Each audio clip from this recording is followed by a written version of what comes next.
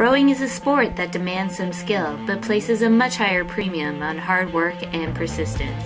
And let's face it, rowers do more on the water before 8 a.m. than most people do in one day.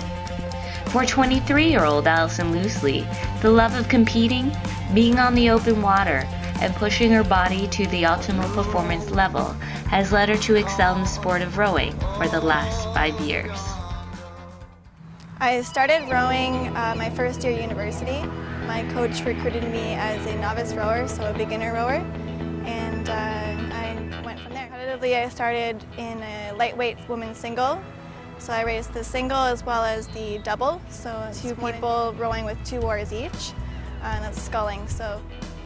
Allison will be competing this season for the Argonaut Rowing Club in the competitive lightweight quad.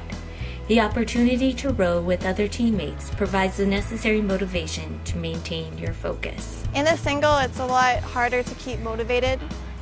Rowing is very much a crew sport, a team sport, so when you're with other people, you have to push for them. In the single, it's a lot harder to motivate yourself to push for yourself. But there's a lot of trust that has to be placed in a crew, because you have to trust that everybody is pushing just as hard or harder. And if you think they're pushing harder, you have to pick it up and pick up your slack and make sure you're pushing just as hard as they are. So if you don't trust somebody in the boat, it can really affect the dynamic of the team. In order to compete, Loosley trains up to 6 days a week, often rowing in the early mornings and completing a circuit training workout in the evenings, and they are not for the weak.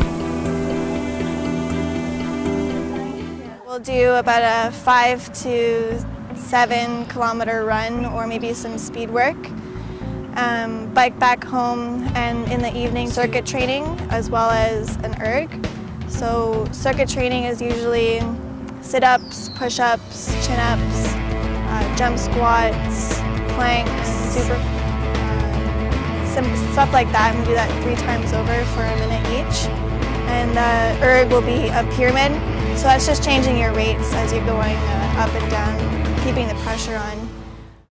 Loosley is looking to see the results of the sweat, early morning hours, and sacrifices of a normal life to pay off in the upcoming competitions. Our biggest competition is probably with St. Catharines Rowing Club and Ridley College Rowing Club. They're both housed at St. Catharines, and it's a pretty competitive atmosphere there. Competition is what drives an athlete to partake in a physical test where passion trumps logic. Passion is what drives Loosley to row, and that is a skill that cannot be trained or taught, but only comes from within.